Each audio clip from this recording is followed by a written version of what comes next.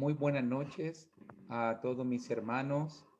Un gusto poder saludarles nuevamente, poder reunirnos y encontrarnos en este estudio para seguir hablando acerca de este tema tan importante, tan interesante, ya que hablamos acerca de la naturaleza del hombre.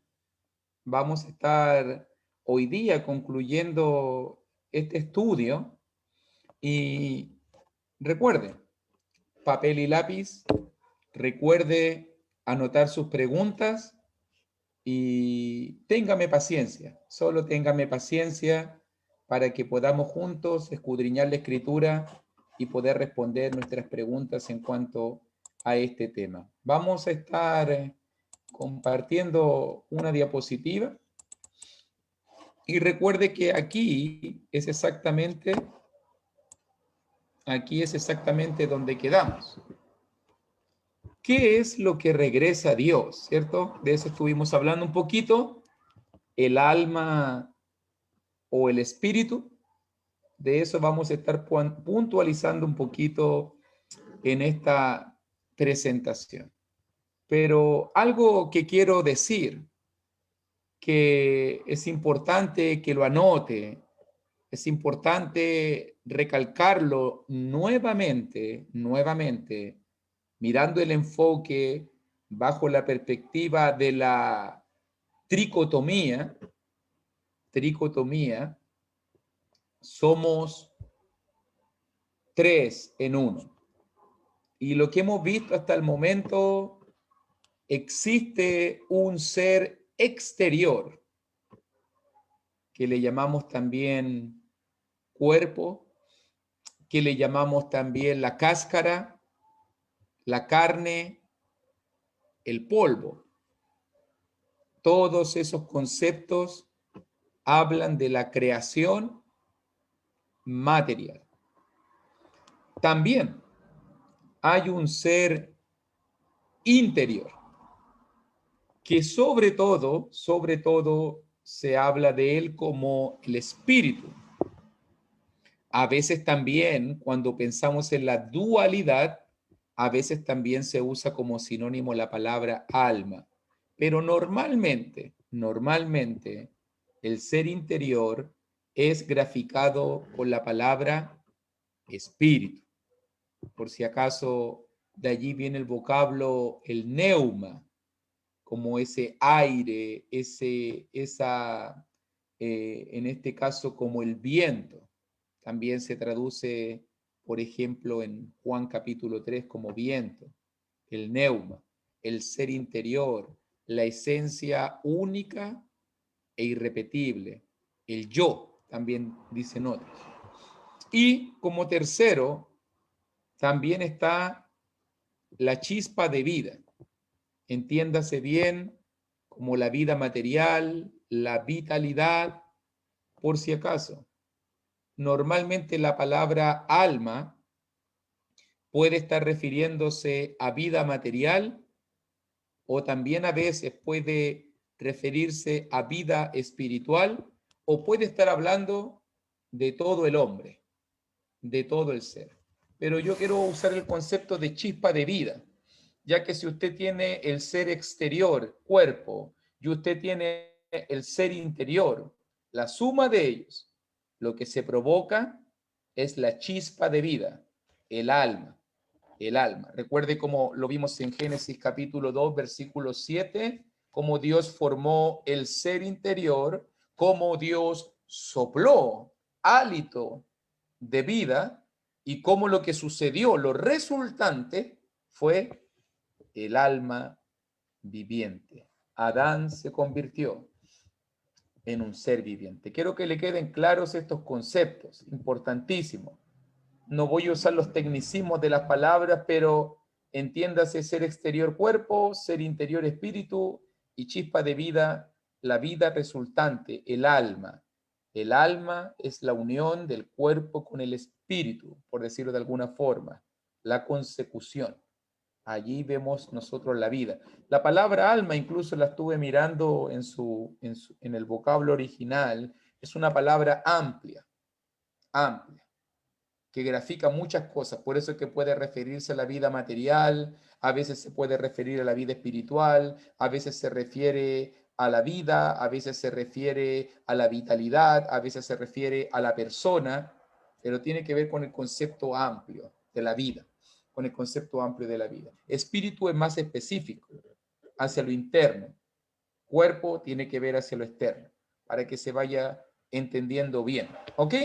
Y obviamente quise mostrarles esto porque voy hoy día a repasar algunos pasajes, porque una premisa de la exégesis, una premisa de la exégesis que normalmente con los predicadores estudiamos el día sábado, es que siempre el contexto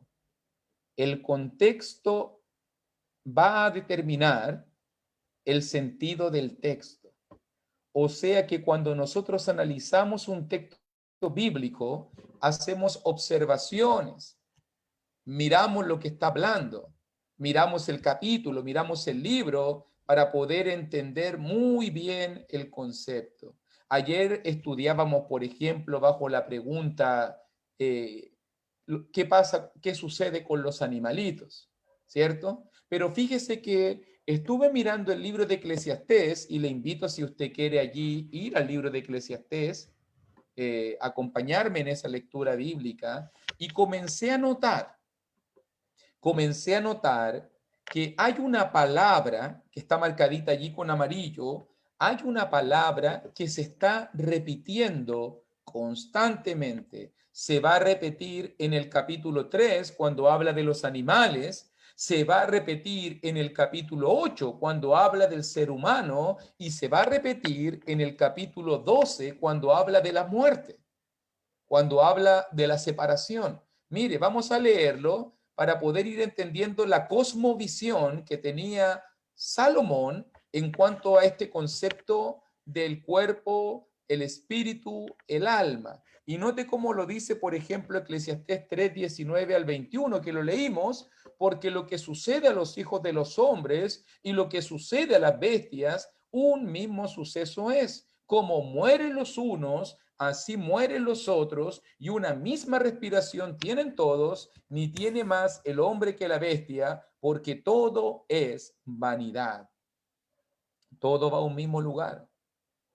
Todo es hecho del polvo, y todo volverá al mismo polvo.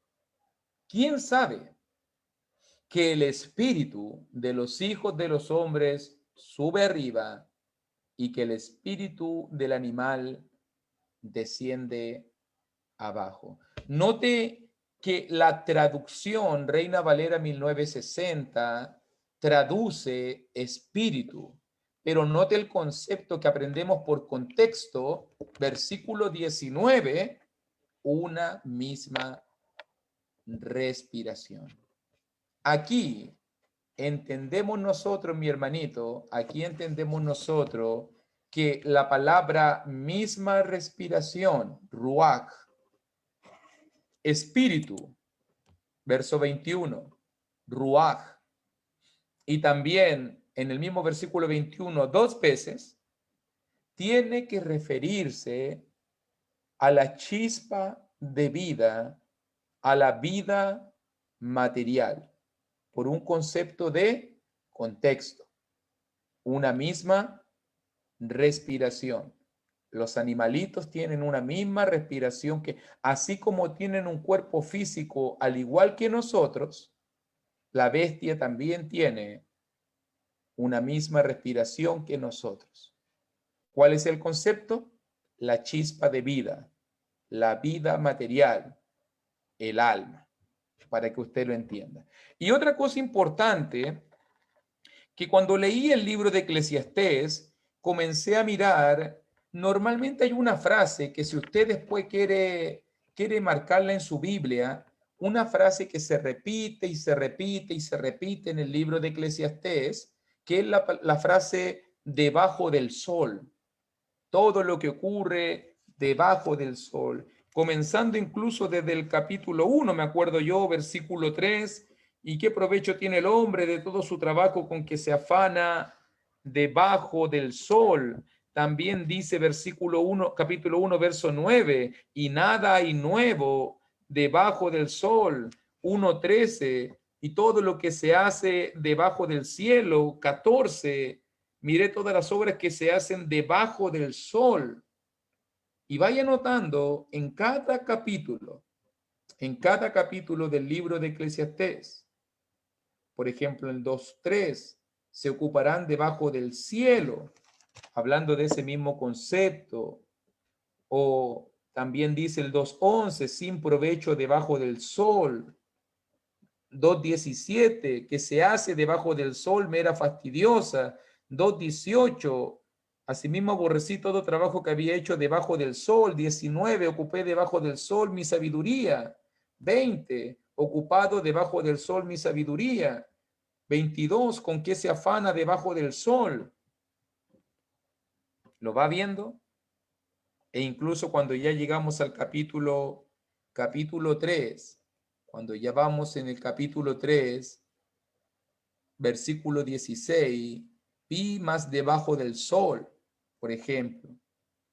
Entonces, todo en el libro de Eclesiastés, escríbalo por ahí, márquelo por ahí, se refiere a lo que sucede debajo del sol. O sea, está pensando en este mundo material. Está hablando de esta creación. Salomón está observando este mundo y está compartiéndonos sus conclusiones de lo que sucede debajo del sol. Cada capítulo en Eclesiastés, en estos 12 capítulos, nos va a hablar de la perspectiva pesimista, de la perspectiva negativa, de la perspectiva de prueba, de lucha de un hombre que vive bajo el sol. ¿Ok? Para entender que no está hablando de conceptos fuera de esta creación, está hablando de conceptos dentro de esta creación. Porque mire ahora, en el capítulo 8, nuevamente va a aparecer la palabra ruach. Y note cómo lo dice en el capítulo 8 ahora. Pensando en la vida debajo del sol, también dice Salomón, no hay hombre que tenga potestad sobre el ruach, sobre la vida, sobre el traduce espíritu, nuevamente lo repito, pero tiene que ver con la vida material, para retener el ruaj, la vida, ni potestad sobre el día de la muerte, y no valen armas en tal guerra, ni la impiedad librará al que la posee. Entonces el concepto aquí del ruaj tiene que ver con la vida, tiene que ver con la vida material, con lo que sucede debajo del sol. El hombre, ni tú ni yo, tenemos potestad, no está en potestad de nosotros, en poder de nosotros, el tener control sobre la vida,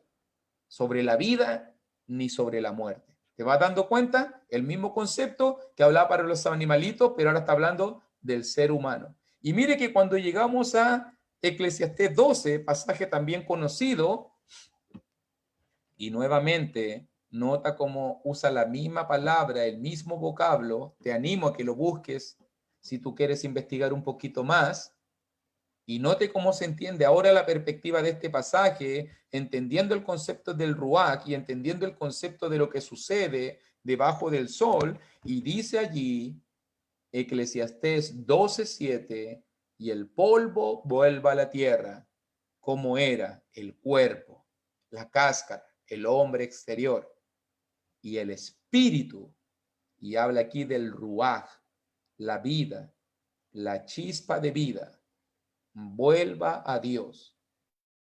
Lo dio. Entonces, ¿dónde va la vida, el alma, la chispa de vida? Regresa a aquel que la dio, a Dios. Regresa a Él. Para que usted lo vea bien, basándonos en el contexto y en los tres pasajes que nos hablan del ruaj.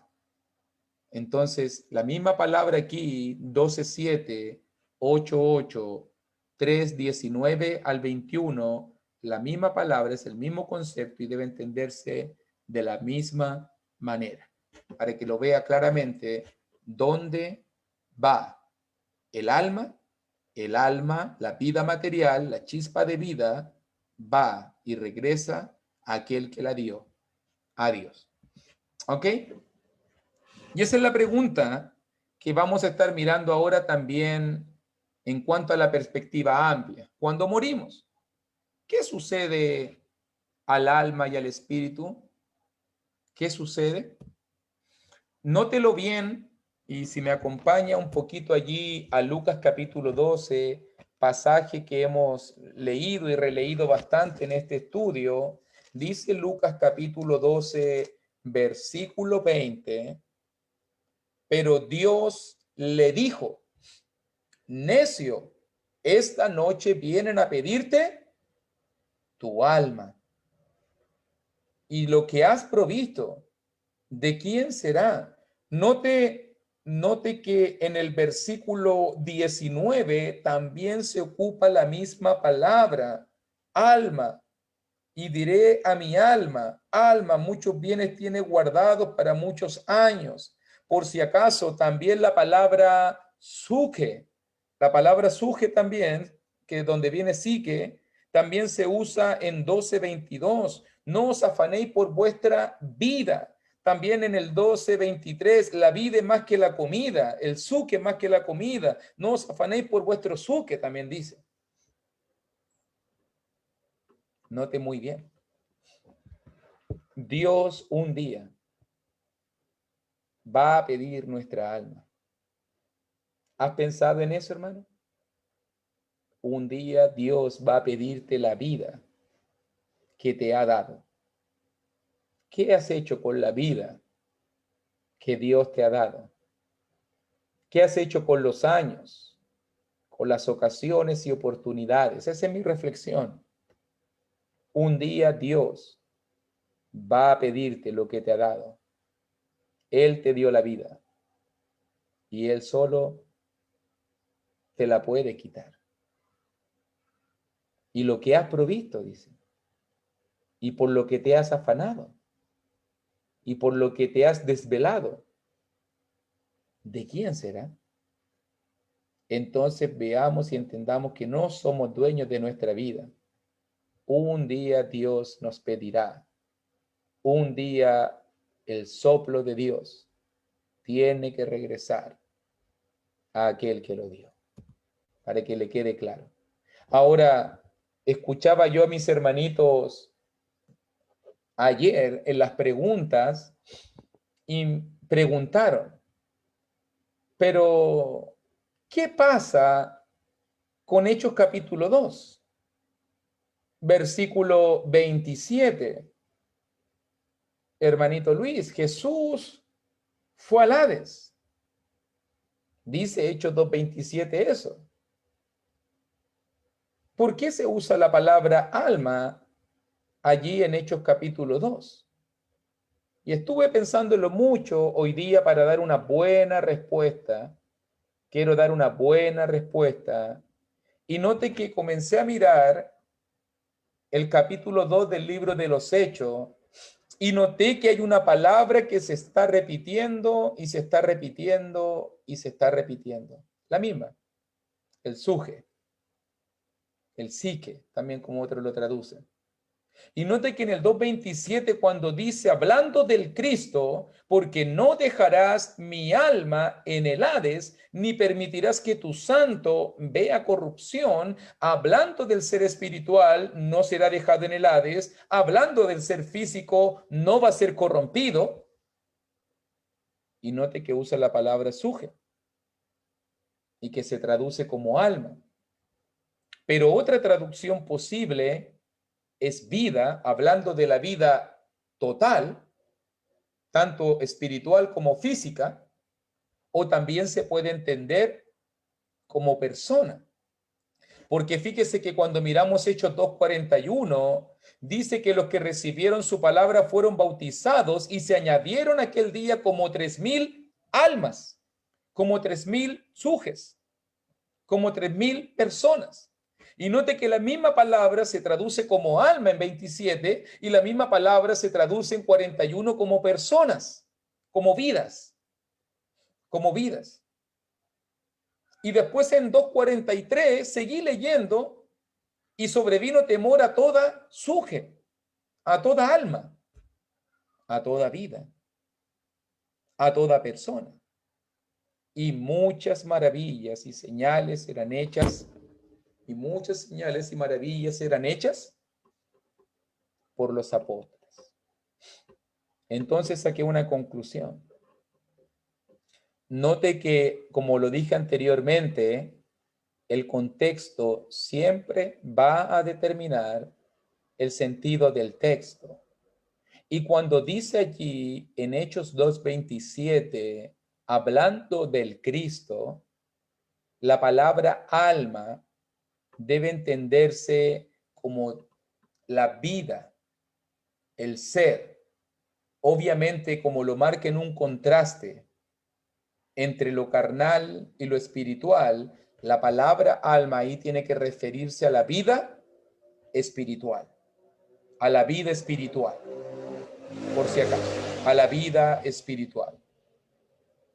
Y cuando vemos después en 2:41 y 2:43, se tiene que referir a la vida total, o sea, 3.000 personas, humanos, seres humanos, personas, almas, o sobrevino temor a toda persona. Pero en el contexto esta palabra significa eso. No está marcando aquí una contradicción, no está marcando aquí un contraste de la palabra alma, que Cristo tenía un alma y los demás tenemos espíritu, no, se está refiriendo a la vida espiritual. Así se entiende la palabra suje aquí en este pasaje. ¿Por qué? Porque después la misma palabra va a significar también vida en 2:41, en 2:43. La misma palabra, para que se entienda bien. ¿Ok? Para que estemos clarito, que no es una contradicción, no es una diferencia, solamente que está marcando una palabra para referirse al todo, al todo. ¿Ok? Entonces, fíjese bien. Mirando este concepto entonces, pensemos un poquito en la muerte de Jesús. Ya pensamos un poquito en el concepto del espíritu, ya pensamos un poquito en qué sucede al alma, la chispa de vida. Nótelo bien, que cuando nosotros miramos la cruz de Cristo, hay varios pasajes que nos ayudan a entender algo. Por ejemplo, en Mateo capítulo 27, mira allí cuando nuestro Señor Jesucristo está en la cruz, dice allí, mas Jesús, habiendo otra vez clamado a gran voz, entregó, y dice allí, entregó el Espíritu. Viene literalmente del neuma, o sea, dejó ir, salió de él el Espíritu. O sea que en la cruz de Cristo, cuando Cristo murió, él entregó su Espíritu, entregó su Espíritu. También dice Juan 19:30, cuando Jesús hubo tomado el vinagre, dijo, consumado es, y habiendo inclinado la cabeza, entregó el Espíritu. Nuevamente la misma palabra, el neuma, entregó el Espíritu. Jesús en la cruz entregó el Espíritu. ¿Qué es el Espíritu? El ser interior, el ser interior, el que fue al mundo de los muertos, el que fue con el ladrón de la cruz al paraíso, el que lo llevó al gozo, el Espíritu que fue al Hades, el espíritu o ser interior o ser espiritual que fue al Hades. Pero también dice, nótelo bien, otro pasaje importante, Lucas 23:46. Entonces Jesús, clamando a gran voz, dijo, Padre, en tus manos encomiendo mi espíritu, neuma, el espíritu, el ser interior, el yo interior, el grano desnudo, pero note lo que dice, y es interesante esta palabra porque los comentaristas analizan mucho esta palabra, y habiendo dicho esto, expiró. Y la palabra expiró literalmente viene del alma. dejó o entregó la vida o el alma. O sea que en la cruz de Cristo, el Cristo puso su espíritu en las manos del Padre y Jesús en la cruz entrega su alma, entrega su vida, entrega su vida. O sea que Jesús en la cruz entregó el alma y el espíritu. El alma y el espíritu. El espíritu fue al lugar de los muertos, el ser interior, y el alma, la chispa de vida, regresó a Dios, que lo dio. Regresó a Dios, que lo dio. ¿Ok? Solo la pregunta de reflexión para que conversemos. ¿Y nosotros? ¿Nos estamos preparando para ese momento? ¿Te has preparado, hermanito, para ese momento? Va a llegar un momento, hermano, grábatelo bien, donde Dios va a pedirte el alma, donde vas a tener que devolverle a Dios lo que Él te dio, la vida que Él te dio. Y va a llegar un momento donde tu espíritu va a tener que ir a esperar en el lugar de los muertos, en el Hades, en ese día inevitable, el día de la muerte. ¿Te has preparado para ese momento? Muchos de nosotros vivimos siempre pensando en la segunda venida de Cristo. Tal vez, solo digo tal vez Cristo no va a venir en tu vida física. Tal vez, no lo sé. Entonces tienes que prepararte para tu muerte. Y el propósito de estos estudios, mi querido hermano, mi querida hermanita, es que podamos prepararnos en cuerpo, en alma y en espíritu para el día inevitable cuando nos encontremos con el Señor. Ese día inevitable, ese día que todos tratan de evitar, ese día donde tu alma partirá a Dios, tu espíritu, tu esencia irá al mundo de los muertos y tu cuerpo irá al polvo de la tierra, como fue formado. Lo vamos a dejar hasta aquí hoy día, porque terminé la lección. Lo vamos a dejar hasta aquí para poder conversar. Sé que hay muchas preguntas, sé que quedaba la parte cortita del estudio, sé que ha sido interesante este tema, ya hemos hablado bien, grábese esa imagen, ser exterior, cuerpo, ser interior, espíritu, alma, la chispa de vida, la vida resultante, la unión de cuerpo y espíritu. Incluso lo estuve estudiando un poquito que le había mostrado antes de la clase el interlineal y estaba mirando mucho Santiago 2:26 y pasaje tan conocido que leímos al principio de este estudio y cuando decía allí, y lo dice tan clarito, qué increíble es cuando tenemos estos recursos que nos ayudan, porque en Santiago 2:26 decía, porque como el cuerpo sin espíritu, y note que ahí hablaba del soma, el cuerpo, el ser exterior, y el neuma, el ser interior. Entonces, cuando el cuerpo, el soma, está sin el espíritu, el ser interior, entonces viene la muerte. La muerte. Lo dice clarito. Ahora, si tú cambias la ecuación y pones el cuerpo con el espíritu, entonces lo que resulta es la vida. La vida. ¿Te das cuenta?